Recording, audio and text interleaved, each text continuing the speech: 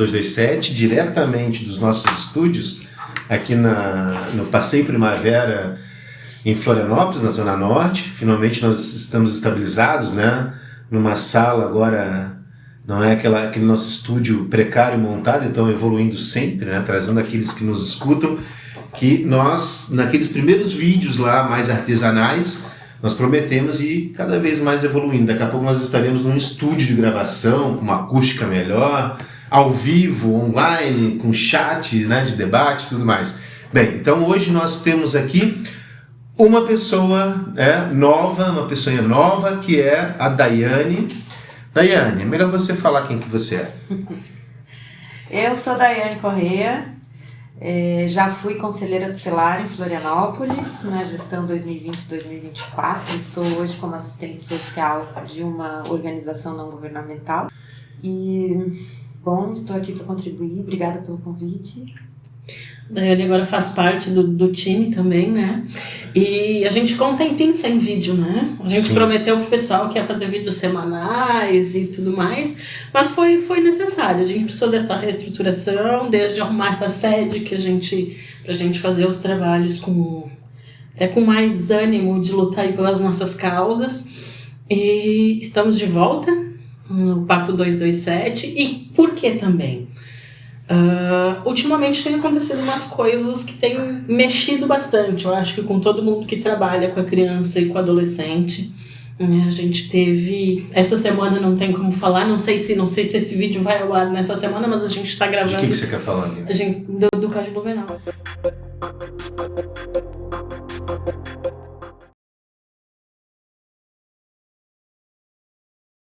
Um tempo parado e tudo vem acontecendo, né? Eu me lembro quando aconteceu o Saudades, há 2 anos atrás, porque até então as notícias que se tinha na época é que ele nunca tivera passado pela rede de atendimento. Assim como recentemente é o que se fala do adolescente em São Paulo.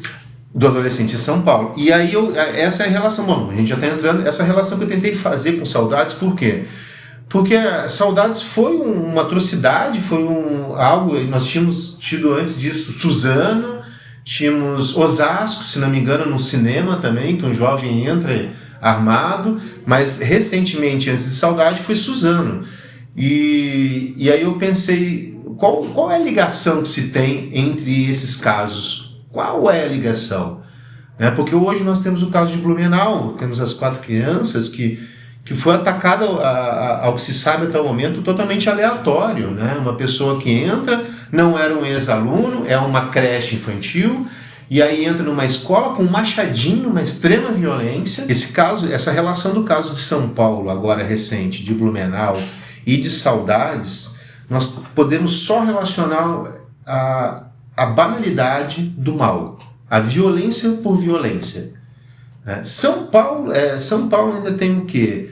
Uma situação que nós temos que analisar se houve um bullying, se houve o que houve, mas aparentemente, né, se escutou assim de imediato, numa cognição sumária, né, no que os repórteres conseguiram captar, é que a professora era uma boa professora, não era uma professora considerada rígida, ríspida e querida por todos. Era querida. Na verdade, assim, a gente tem que pensar também que por que quando acontece uma situação dessa é que o Estado vai se movimentar, né? Inclusive a própria sociedade vai começar a colocar nos seus stories, Instagram e todas as redes sociais, começar a se manifestar com relação à situação que aconteceu. Não existe nenhuma regulação do que se tem na internet, na televisão, ou em canais, ou em qualquer outro que vai levar a esse tipo de violência, né? Não se tem nenhuma regulação que se trate isso. Esse caso, desculpa te interromper, mas esse caso de São Paulo, inclusive, o adolescente anunciou na internet que faria.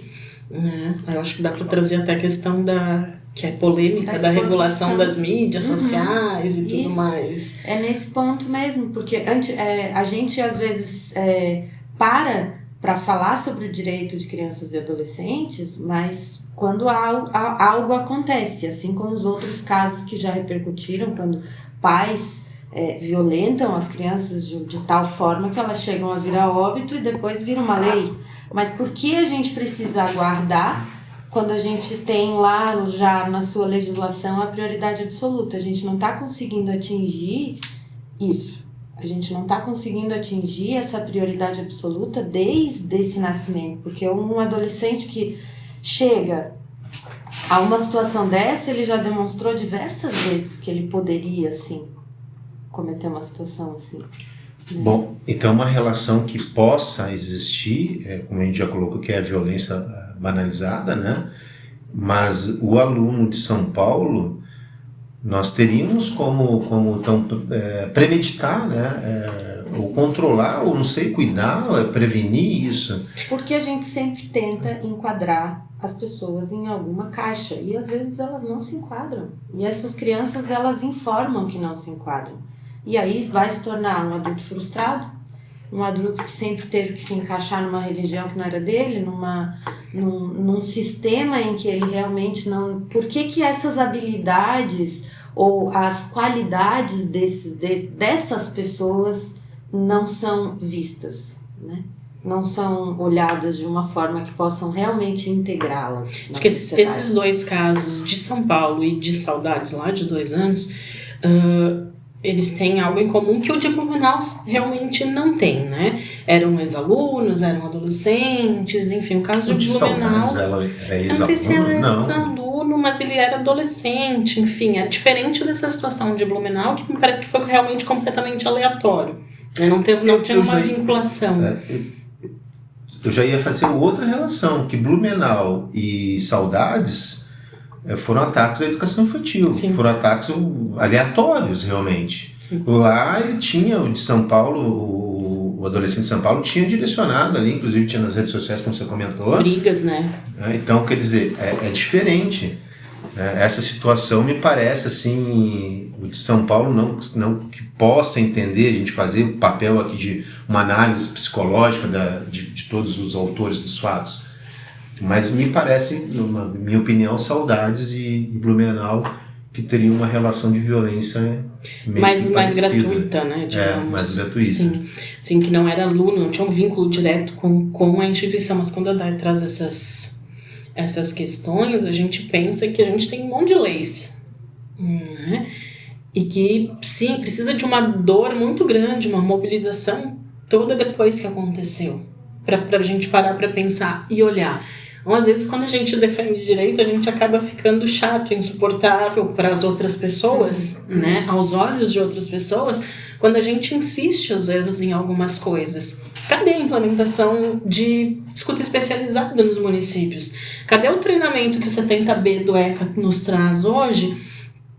Que ele diz que tem que ter pessoas capacitadas dentro das instituições para identificar sinais de violência, de agressividade, para dar os encaminhamentos antes que essas situações aconteçam. E aí sim, o caso de São Paulo se enquadraria dentro disso. Então, a gente não olha para prevenir as situações. Né? E quando a gente escuta todas as discussões depois de uma desgraça dessas que aconteceu aqui do nosso lado, as análises a mim parecem muito superficiais, porque tu vai colocar um policial em cada unidade, tudo se resume à questão da segurança pública, de fato, colocar a porta giratória dentro de escola. Será que realmente isso resolve todos os problemas? Óbvio que olhar para a questão da segurança pública é importante, é fundamental para depois para evitar certas coisas. Mas o que mais precisa ser olhado? E essa discussão não se tem. A DAI traz algo de uma prevenção, um trabalho preventivo. Nós temos aquela lei que você citou, né, agora, hoje ainda em conversa com a Bianca, ela citou a 13.395 de 2019, mas é uma lei que necessita regulamentação, como a lei da escuta, depois também, em 2017 e 2018 veio a regulamentação, e ainda digo que a lei da escuta, ainda na própria lei, ela já te traz o conceito de violências que não se tinha anteriormente. Agora, essa lei que a 13.395 que eu estou falando, que traz o que? O psicólogo e assistente social dentro da escola, que é fundamental para a identificação desses problemas, É uma lei que simplesmente, ao meu ver, a leitura da lei, ela diz assim, olha, Conselho de Psicologia e não sei, o Conselho da Assistência Social, que, olha, vocês têm que dar um jeito de regulamentar essa profissão, mas não é sobre isso que nós estamos falando. Porque o psicólogo e o assistente social dentro da escola é algo que já vem sendo falado há muito tempo que é necessário. Primeiro, para identificar, você tem o ECA que traz, né? Hoje uma grande polêmica, não fugindo muito do assunto, mas você tem aquela mãe, aquele pai que diz, como que eu vou criar meu filho hoje com esse ECA? Como é que eu vou criar meu filho hoje sem uma palmada educativa? Porque o ECA tirou.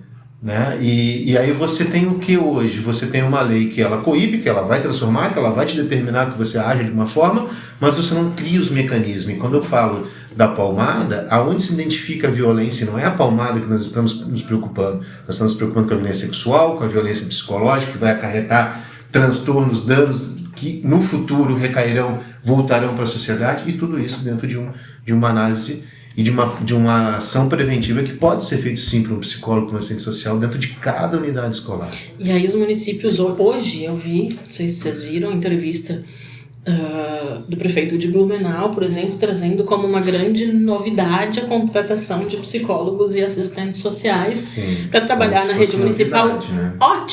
Ótimo que isso está sendo feito agora, mas a lei que trata disso é de 2019 e dava 1 ano de prazo. E os municípios nenhum regulamentaram isso. Então parece que a gente só para olhar que é necessário trabalhar a questão da saúde mental, que a questão social tem que ser vista com mais atenção quando acontece esse tipo de coisa. Então quando a gente diz tem que ter psicólogo e assistente social na rede de educação básica... Daí se você não puxar o assunto... Não, eu ia complementar agora. Até o artigo 227 lá, em 88, ele já vai trazer essa questão da integralidade das políticas para poder atender criança e adolescente, né? Então, o fato... esse caso de Blumenau foi um adulto, mas ele foi uma criança. Algum dia. Né? Ele por muitos anos, né, ele pode ter construído isso dentro da cabeça dele para agir dessa forma. Isso não aparece do nada, né?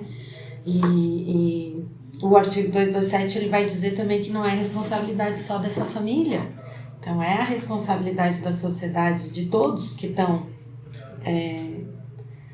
cuidando. Eu digo que você tem um tripé de responsabilidade, que é o Estado, a sociedade e a própria família. Sim.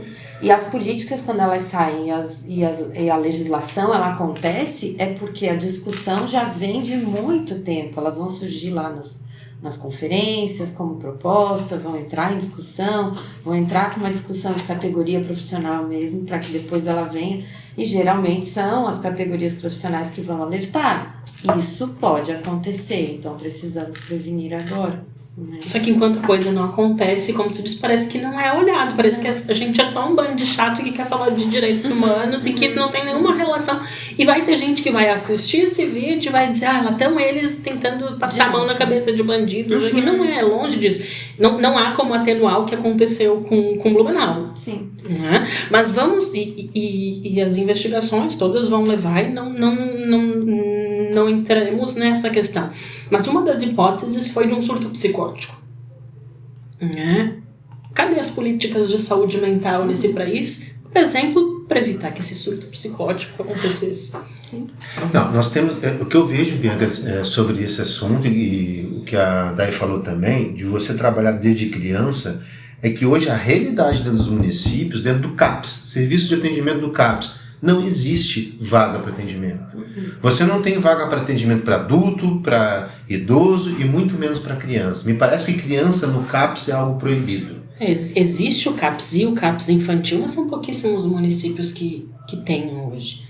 A gente está falando de realidades de municípios pequenos, que existe um CAPS que acaba tendo que atender todas as demandas de criança, de álcool e drogas e de enfim, que fazem um trabalho, às vezes, fantástico dentro das condições que tem, né? Mas a gente, infelizmente, não consegue abraçar o mundo. E, Bianca, é aquilo que eu estava falando contigo no outro dia, de assuntos delicados. A gente tem que parar de achar que os assuntos são delicados. Eles precisam ser tratados, eles precisam ser falados. precisa vir para transformar, porque se a gente fica tratando enquanto assunto delicado, ele vai continuar sendo tratado na família, na conversa em casa, no atendimento com o psicólogo, mas com a rede, individualizado, não tratado como uma questão social, uma questão que precisa ser atendida coletivamente, muitas vezes, porque está acontecendo, né, situações de escola, por exemplo, precisa ser tratado dentro da escola coletivamente, né? E são questões que precisa ser resolvida, precisa ser olhada com mais amplitude e multidisciplinar, né? Com todos os profissionais. Você tem hoje desde 2014, dentro do Plano Nacional de Educação, um clamor à transversalidade de assuntos para serem tratados na disciplina mais básica, como matemática, como português, né? Como tratar homofobia, como tratar racismo, como tratar simplesmente o preconceito com o outro, a intolerância. Tudo isso tem desde 2014. Por que não é discutido? Por que não é debatido? Nós tivemos recentemente as conferências municipais que ocorreram, né? Tudo bem que esse tema das conferências foram voltados à pandemia, mas cadê as conferências? Cadê os temas que são tratados nas conferências e não retornam, né, como uma solução, não retornam muitas vezes nem mesmo, não é crítica ao Conanda, mas não retornam, né, de certa forma, com uma determinação vertical para tratar daquelas questões. Porque se nós formos deixarmos apenas com o CMDCA para tratar do que vem do Conselho Tutelar, muitas vezes o CMDCA esquece, vai passando o tempo e não vira uma política realmente, né? Eu queria voltar para nós não encerrarmos o assunto, né, e tratarmos uma questão bem interessante, é a questão de Chapecó, né? Chapecó anunciou no dia 10 de abril, que estaria, não sei se foi no dia 10 ou no dia 9, né, mas a notícia veio na mídia, em canais abertos no dia 10 de abril, que eles estariam tomando uma medida com a contratação de 100 agentes. 100 agentes municipais de segurança escolar. E aí ficamos nos perguntando, o que é isso? Porque eu vi ali também na reportagem, não sei qual emissora, apareceu que teria uma escola que instalou uma porta giratória com detector de metal. E daí eu venho do direito criminal, né? Trabalhei muito tempo dentro de presídios. E eu vou te contar uma coisa, para você entrar hoje num presídio, o advogado, ele tem que tirar o celular, chave, metal, aliança, se tem, anel, até o sapato, o prego de sapato, a cinta hoje você tem que tirar e entrar. E você passa por diversas portas, que até dá um arrepio quando abre, fecha, abre, cadeia e descadeia. E nada impede que um celular esteja lá dentro da cela, nada impede que haja um homicídio dentro de uma cela porque foi levado de alguma forma. Muitas vezes, a forma mais comum, caso as autoridades de segurança não saibam, que eu sei que elas sabem, é tocar, né? Uma faca ali enroladinha pelo muro. E você imagina que um presídio, uma penitenciária, tem muros de 10 metros, muros imensos, tem guardas, campanas e tudo mais olhando. Você acha, sinceramente, vocês acham que uma porta giratória vai impedir hoje de você entrar armado dentro de uma escola? Ou um policial armado numa escola de 1000 alunos? O exemplo disso é quando a gente fala de violência sexual, em que o pediatra era o pediatra da criança, né? Em situações em que o profissional já está lá dentro e ainda assim pode cometer a violência. Não, até hoje, o principal violador dentro da violência sexual, ele está dentro de casa. Não vai impedir. 85%, a Fórum Nacional diz ali, 85%, acima de 80%, o violador está dentro de casa. É o pai, é a mãe, é o tio, é o irmão. E saúde mental, regulação das mídias, isso tudo não vai tratar com polícia ou ação policial, né? Então, né, nós temos outro tema mais adiante a seguir, mas o que nós vemos é assim, o caso ele é midiático, ele se resolve de forma midiática. Isso. Se hoje o clamor social, o clamor da sociedade está em segurança, né, em tornar seguro, o que eles fazem? Não vamos trabalhar com prevenção, demora muito tempo. Mas imediatamente nós podemos colocar uma medida aqui que vai garantir a sua segurança. Não vai garantir, sinto muito dizer que não vai, eu gostaria que desse certo isso. Mas saudades foi 2 anos atrás.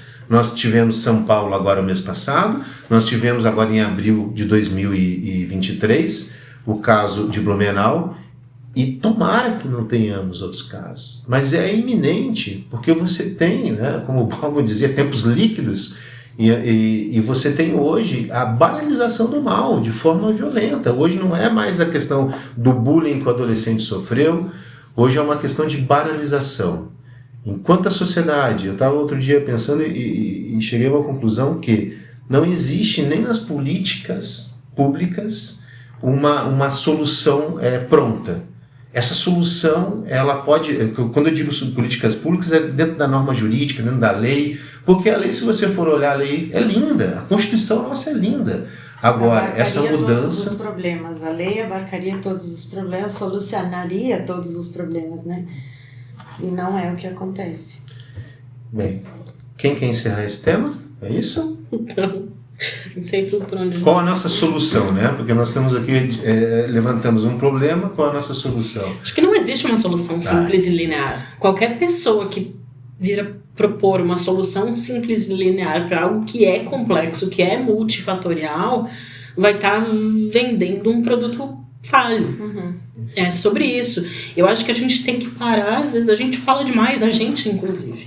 Né? Hoje eu disse para André na vinda que eu não estava uma pessoa muito diplomática diante de todas essas coisas. E penso que chega um ponto que algumas coisas precisam ser ditas. Será que essas discussões todas são realmente sobre a criança?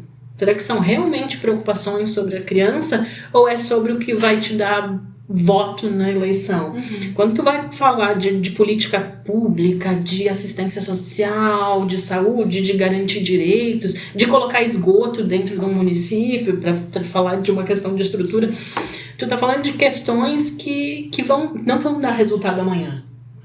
Né? Mas a gente vem aquelas conversas de mas eu criei meu filho, eu cresci apanhando e me tornei um cidadão de bem.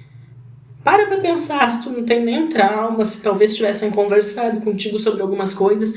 Então a gente tem que parar de tratar as coisas de forma simples, linear e saudosista muitas vezes. Uhum. Porque no meu tempo a gente não ganhava uniforme e a gente estudava lindamente na escola. Olha de fato como as coisas aconteciam.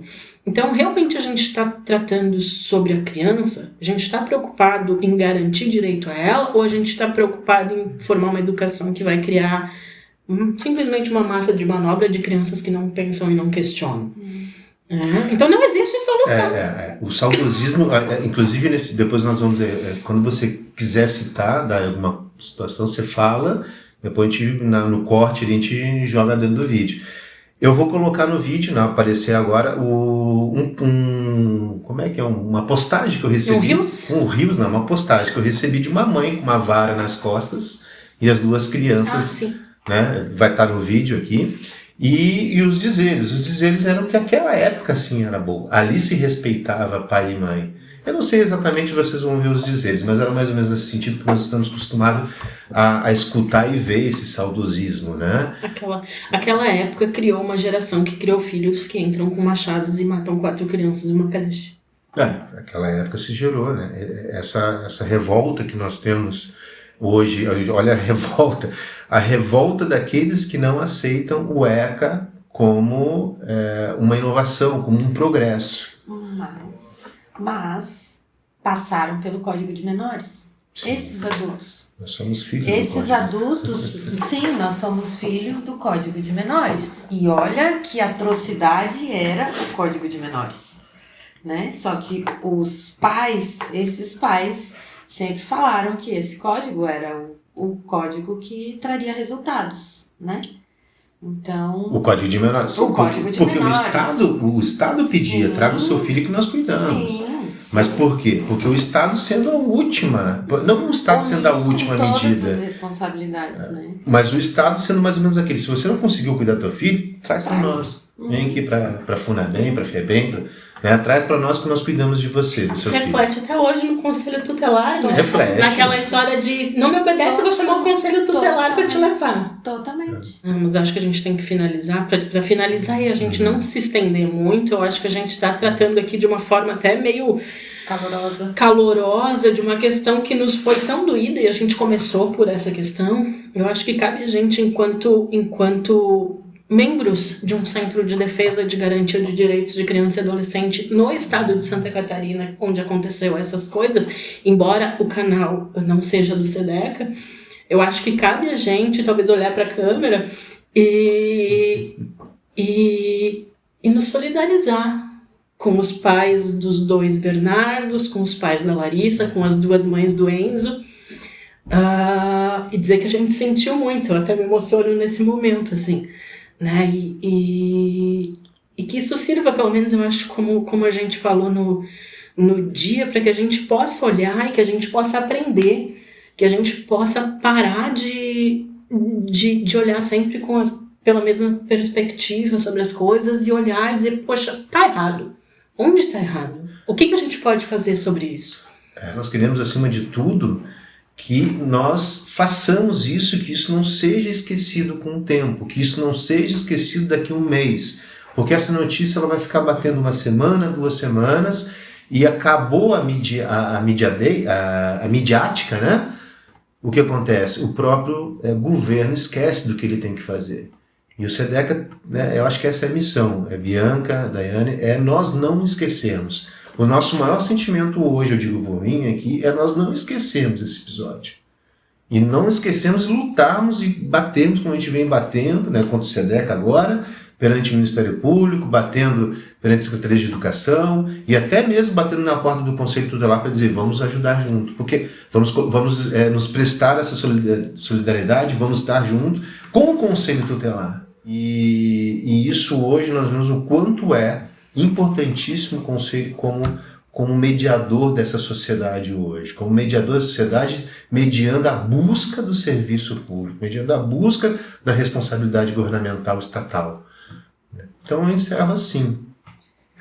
Eu encerro que um movimento que a gente precisa fazer enquanto sociedade é começar a se questionar por que as situações, por que isso precisa acontecer para que a gente se movimente, né? Por que a gente não se movimenta antes, enquanto sociedade? Acho que a gente tem que pensar na proteção antes. Então, desde construções universais em que vão incluir todas as pessoas com acesso até a proteção com uma única criança. Acho que é isso.